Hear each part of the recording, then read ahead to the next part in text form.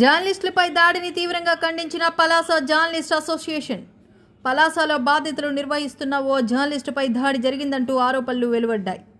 BRK news reporter ఎవ్వారి Tirumala గరుడుఖండి ప్రాంతంలో అక్రమ తవ్వకాల సమాచారాన్ని కవర్ చేస్తున్న సమయంలో తనపై దాడి జరిగిందని పోలీసులకు ఫిర్యాదు చేశారు. టీడీపీ పలాస పట్టణ అధ్యక్షుడితో పాటు మరికొందరు తనతో ఉన్న జనసేన నాయకుడిపై దాడి చేశారని ఆరోపించారు. స్కూటీని కిందకు తోసి బెదిరింపులకు పాల్పడ్డారని తెలిపారు. ఘటనను ఖండించిన పలాస జర్నలిస్ట్ అసోసియేషన్ నిందితులపై కఠిన చర్యలు తీసుకోవాలని డిమాండ్ చేసింది. ఈ మేరకు జర్నలిస్ట్ అసోసియేషన్ సభ్యులు సిఐ వై రామకృష్ణకు శుక్రవారం వినతి పత్రం అందజేశారు. రిపోర్టర్ పనిచేస్తున్నాను.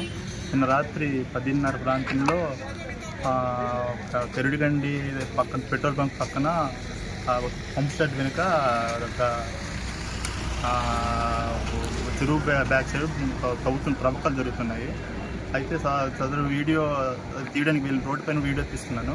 ఇంతలో అక్కడ ఉన్న లారీ వస్తుంది దాని బ్యాక్ సైడ్ పల్సర్ బైక్ మీద అతను వచ్చి భట్నాగరాజ్ టీడీపీ పలాస అధ్యక్షుడు భట్నాగరాజ్ అని చెప్పాడు. మొక్కల కోసం తీసుకెళ్తానని చెప్పాడు.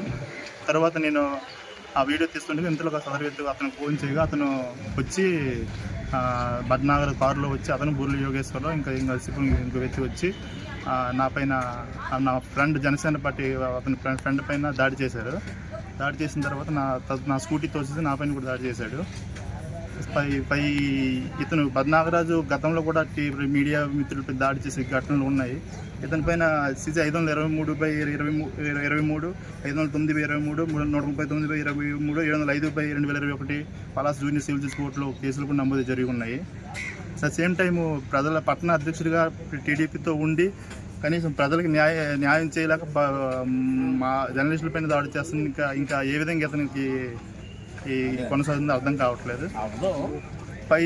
ఈ ఘటనపై నిన్న రాత్రి 112 కాల్ చేశాను. అలాగే పలాస కాశీ పోలీస్ స్టేషన్లో ఫిర్యాదు కూడా చేశాను. ఫిర్యాదు ఇది కూడా ఇచ్చారు. సో పోలీసు వారు తగిన న్యాయం చేయాలని కోరుతున్నాను.